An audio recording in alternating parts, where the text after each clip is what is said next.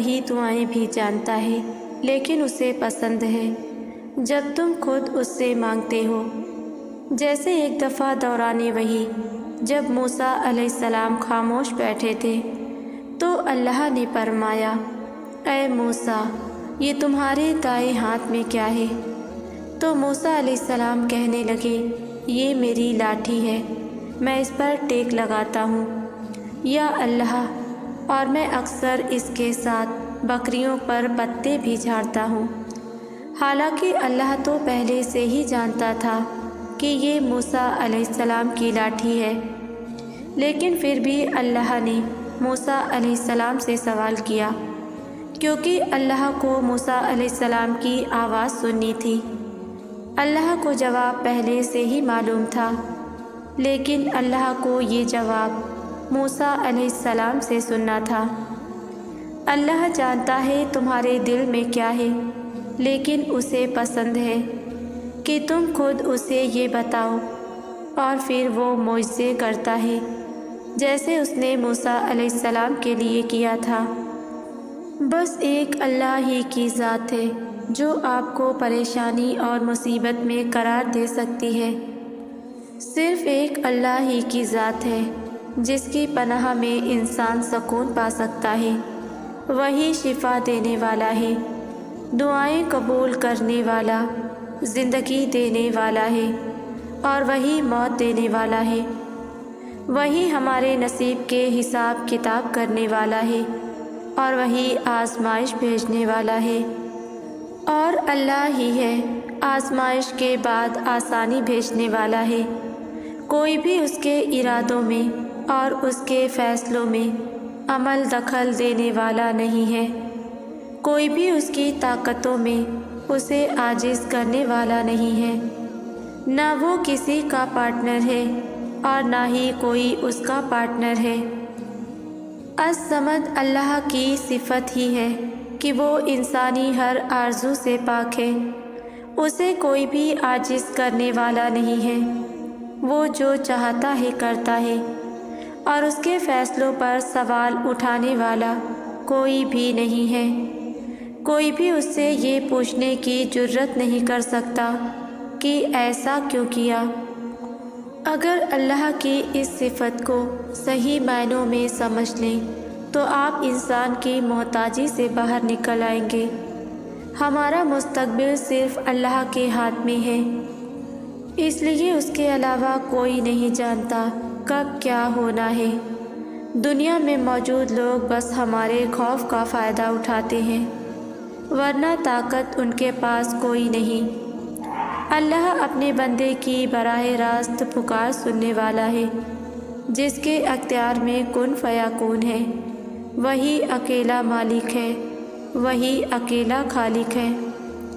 अल्लाह को सिर्फ खालिक नहीं, बल्कि हमें अल्लाह को अपना सब कुछ मानना है। हमारा रब खालिक भी है, हमारा रब राज़िक भी है, हमारा रब रहमान भी है, हमारा रब रहीम भी है, और हमारा रब गफ़ूर भी है। अभी आपको जिस चीज़ का खौफ है उसे अपने रब के सुपुर्द कर दें और इस खौफ से बेनियाज हो जाएं। उसकी हिफाजत से बड़ी कोई हिफाजत नहीं। सब अल्लाह के हाथ में है। हमारा रिज़्क़, औलाद, ख़ानदान और हमारी तकदीरें भी। जब हमें इस चीज़ का यकीन हो जाएगा तो हम ज़ाहिरी असबाब के खौफ से आज़ाद हो जाएंगे। हमें अल्लाह की रज़ा में राज़ी रहना है। सारे असबाब उसी के अख्तियार में हैं। हम ज़्यादा से ज़्यादा बस कोशिश और दुआ कर सकते हैं। इंसान भी असबाब हैं। आप असबाब के पीछे मत भागें। आप असबाब बनाने वाले की तरफ रुजू करें। आप अल्लाह से दुआ मांगें, उसके सामने रोएं, उस पर भरोसा करें। आप असबाब बनाने वाले के साथ अपने ताल्लुक़ को मजबूत करें। हम पर पहला हक़ हमारे अल्लाह का है। उसका ये हक़ है कि हम जो भी मांगे सिर्फ़ उसी से मांगे। हमें जो भी चाहिए, जो भी मदद दरकार है, ہم اسی سے مانگیں۔ اللہ کا حکم ہمارے لیے سب سے اول ہونا چاہیے۔ یقیناً مشکل ہی کے ساتھ آسانی ہے۔ آپ اس وقت جس بھی مشکل میں ہیں، یہ بات یاد کریں کہ یہ اللہ کی طرف سے آئی ہے۔ رب نے مشکل صرف اس لیے بھیجی ہے تاکہ آپ آسانی بھی تلاش کریں۔ کیا پتہ یہ مشکل آپ کو رب کے قریب کر دے، اور جب اللہ کا قرب حاصل ہو جائے تو ہر چیز، ہر معاملہ آسان ہو جاتا ہے۔ کبھی کبھی ایسا لگتا ہے کہ سب رک گیا ہے، ہم سانس تو لے رہے ہیں لیکن جی نہیں رہے۔ کبھی کبھی رات بھاری ہوتی ہے، لیکن جب یہ گزر جاتی ہے تو ایک روشن سویرا آتا ہے۔ اسی طرح سے جب زندگی میں تکلیف، مشکلات ہو تو یاد رکھیں کہ وہ گزر جائیں گی، اور اس کے بعد خوشیاں آئیں گی، اور ضرور آئیں گی۔ یہ آیت ایک بہت اہم حقیقت بیان کرتی ہے کہ ہماری زندگی کی دو بڑی نعمتیں یعنی مال اور اولاد صرف خوشی کا ذریعہ نہیں بلکہ ایک آزمائش بھی ہے۔ اللہ تعالیٰ فرماتے ہیں کہ تمہارے مال اور اولاد فتنہ ہیں، یعنی وہ چیزیں جن سے تمہیں دنیا میں محبت ہے، انہی سے تمہیں آزمایا جائے گا۔ کبھی مال زیادہ ہو تو اس پر غرور آتا ہے، کبھی کم ہو تو دل میں شکوہ آتا ہے، کبھی اولاد فرما بردار ہوتی ہے تو ہم شکر ادا نہیں کرتے، اور جب وہ نافرمان ہوتی ہے تو ہم اللہ سے ناراض ہو جاتے ہیں۔ یہ سوال دراصل ہمارے ایمان اور اللہ پر بھروسے کی گہرائی کو پرکھنے کے لیے ہے۔ اکثر ہم سبھی یہی کرتے ہیں کہ جب پریشان ہوتے ہیں تو دعا کی طرف رجوع کرتے ہیں، لیکن دعا کرنے کے بعد بھی دل میں وہی خوف، گھبراہٹ اور بے چینی باقی رہتی ہے۔ جیسے ہم زبان سے تو اللہ کو پکار رہے ہیں، مگر دل کے اندر اب بھی کسی اور کے سہارے یا اپنی تدبیروں کی امید باندھے ہوئے ہیں۔ حقیقت یہ ہے کہ دعا کرنا صرف الفاظ کا کھیل نہیں، یہ دل کی کیفیت ہے۔ دعا کا مطلب ہے کہ انسان اپنے دل، اپنی امید، اپنا غم، اپنی بے بسی، سب کچھ اللہ کے سامنے رکھ دے۔ جب آپ دعا کرتے ہیں تو یہ ایک اعلان ہوتا ہے کہ اے اللہ، میں کچھ نہیں کر سکتا، معاملہ تیرے حوالے ہے۔ مگر جب اسی کے بعد پریشانی باقی رہتی ہے تو اس کا مطلب ہے کہ دل نے ابھی تک اللہ پر مکمل یقین نہیں کیا۔ جب بندہ اللہ کی رضا میں راضی رہتا ہے اور تقوی اختیار کرتا ہے تو رب اس کے لیے کائنات کے دروازے کھول دیتا ہے۔ پھر لوگ، حالات، چیزیں سبھی اس کے لیے مددگار بن جاتے ہیں۔ انسان کے دل کی سکون بھی رب کے راضی ہونے سے ہے، اس کے قدموں کی مضبوطی بھی رب کے وسیلوں سے ہے، اور اس کی دعاؤں کی قبولیت بھی رب کی رضا سے جڑی ہے۔ جب اللہ خوش ہوتا ہے تو وہ زمین و آسمان کی طاقتوں کو بھی بندے کے حق میں لگا دیتا ہے۔ یہی وہ راز ہے کہ اصل کامیابی بندے کی رب کو راضی کرنے میں ہے، کیونکہ جب وہ راضی ہو جائے تو پھر کائنات کا ہر راستہ آسان ہو جاتا ہے۔ یہ پکار ایک عاجز دل کی گہرائی سے نکلنے والی فریاد ہے۔ جب انسان کے پاس نہ وسائل رہتے ہیں، نہ سہارا، نہ کوئی سننے والا، تب اس کے لبوں پر صرف ایک ہی سہارا رہ جاتا ہے، اور وہ ہے دعا۔ دعا وہ کنجی ہے جو آسمان کے دروازے کھولتی ہے، اور وہ زبان ہے جو دل کی گہرائیوں کا ترجمہ کرتی ہے۔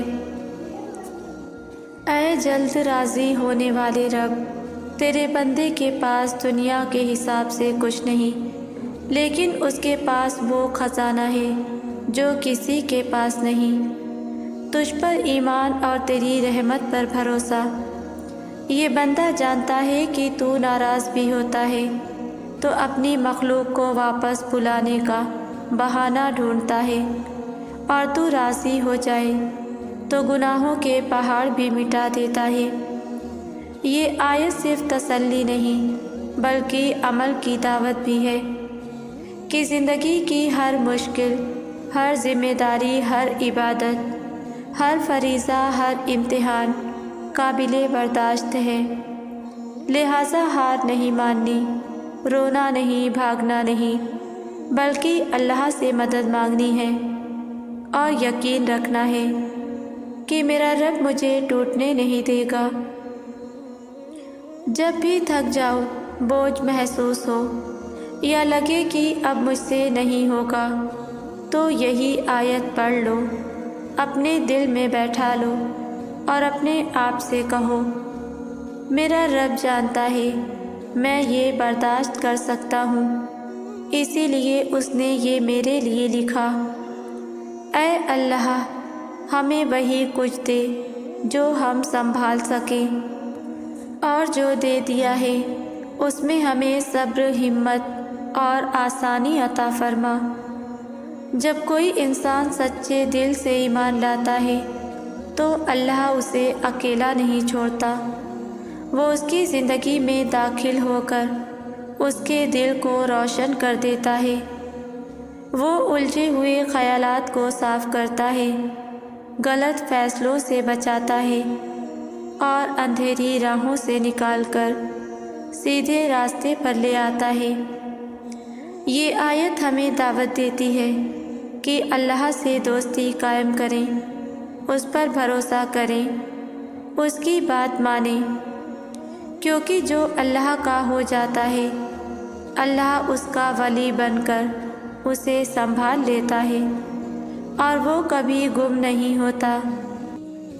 مشکل اگر بڑی ہے تو بھی پریشان ہونے کی ضرورت نہیں، کیونکہ اللہ کے کن کے بعد کچھ بھی ناممکن نہیں رہتا، اور جب وہ کن کہتا ہے تو دنیا کی ساری طاقتیں فیکون کرنے کے لیے متحرک ہو جاتی ہیں۔ دعاؤں کا کوئی رنگ نہیں ہوتا، لیکن جب یہ رنگ لاتی ہیں تو زندگی میں رنگ بھر جاتے ہیں۔ تمہارے رب کے پاس تمہارے لیے عطاؤں کا سمندر ہے، تمہارے یہ ضبط کے آنسو کا ایک ہی قطرہ اس رب کی رحمت کے سمندر میں شور مچا دیتا ہے اور اس چیز کو بھی کھینچ لے آتا ہے جو تمہارے مقدر کا حصہ نہیں ہوتی، کیونکہ جن راستوں کا سفر تکلیف دہ ہو اس کا اختتام ہمیشہ حسین ہوا کرتا ہے۔ اللہ فرماتا ہے، اور عنقریب تمہارا رب تمہیں پھیر دے گا اس کی طرف جس میں تمہاری خوشی ہے۔ اپنے احساسات اللہ سے بانٹا کریں، کیونکہ یہاں زبان کا ہیر پھیر نہیں چلتا، خاموشیوں سے گفتگو ہوتی ہے، یہاں آنسوؤں سے رابطے قائم ہوتے ہیں۔ یہ بات نہیں کہ اللہ آپ کے حالات سے واقف نہیں، بس وہ شاید چاہتا ہے کہ ہم سنائیں اس کو اپنا حال۔ وہ ہر آہ سنتا ہے، بے شک زبان سے نکلی بھی نہ ہو، ہر اشک کی لاج رکھتا ہے، بے شک آنکھ کے کنارے سے ٹپکا بھی نہ ہو۔ صرف اللہ جانتا ہے کہ آپ کے دل پر کیا گزری ہے، تو اپنے الفاظ لوگوں پر ضائع نہ کیا کریں، اللہ سے اپنے رابطے بحال کرنے کی کوشش کریں۔ یہاں درد سنانے والوں کے مان رکھے جاتے ہیں۔ دعا صرف الفاظ کا مجموعہ نہیں بلکہ یہ دل کی کیفیت، دل کی تڑپ کا نام ہے، جو کبھی آنسوؤں، کبھی خاموشی کے ساتھ اٹھائے گئے ہاتھوں کی صورت میں مانگی جاتی ہے۔ کبھی سوچا ہے ہم ایسا کیوں کرتے ہیں؟ کیوں ہم خاموش لبوں کے ساتھ اللہ کی بارگاہ میں جاتے ہیں کیونکہ ہمیں یقین ہے ہم کچھ نہ بھی کہیں گے، وہ تو دلوں کے حال جاننے والا ہے۔ وہ ہماری خاموش التجاؤں کو بھی بہت غور سے سنتا ہے، اسے تو بس تمہارا مانگنا پسند ہے۔ جب قبولیت کا وقت آتا ہے اور اللہ کی مرضی تمہارے حق میں ہوتی ہے، یا پھر جب نصیب میں لکھا تمہیں ملنا ہوتا ہے، تو اللہ فرماتا ہے کن، یعنی ہو جا، پھر فیکون، اور پھر وہ ہو جاتا ہے۔ اور اس لمحے میں آسمان، ستارے، چاند، سورج، وقت، قسمت، بادل، بارشیں، کشش، قدرت اور شاید دنیا کا ہر ایک ذرہ مل کر تمہیں تمہاری منزل تک کھینچ لاتے ہیں، اور وہ ہو کر رہتا ہے جو منظور الہی ہوتا ہے۔ شیطان اکثر ہمیں کسی کامیابی پر وسوسے ڈال کر خوش ہونے سے روکتا ہے تاکہ ہم اللہ کی رحمت پر شکر نہ کر سکیں۔ وہ کبھی ہمیں اللہ کی جانب سے مثبت نہیں ہونے دینا چاہتا، وہ ہمیشہ ہماری کمی کو بڑھا چڑھا کر ہمیں دکھاتا ہے کہ ہم یہ محسوس کریں کہ جیسے ہماری تو کبھی کوئی دعا قبول ہی نہیں ہوئی، جبکہ اس وقت ہم سب کو بہت سی ایسی چیزیں، خوشیاں اور نعمتیں میسر ہیں جو کبھی ہماری دعا ہوا کرتے تھے۔ ہم سب کو اس مایوسی کو دل سے نکال کر اپنے رب کا شکر ادا کرنا چاہیے کہ اس نے بڑا کرم کیا ہے، اور آگے بھی زندگی کے معاملات کو وہ درست کر دے گا۔ خدا ہمیں ہمارے ظرف کے مطابق آزماتا ہے۔ اگر یہ آزمائش بڑی ہے تو تمہارا ظرف بھی بڑا ہی ہوگا۔ یہ جنگ بڑی ہے تو فتح بھی بڑی ہوگی۔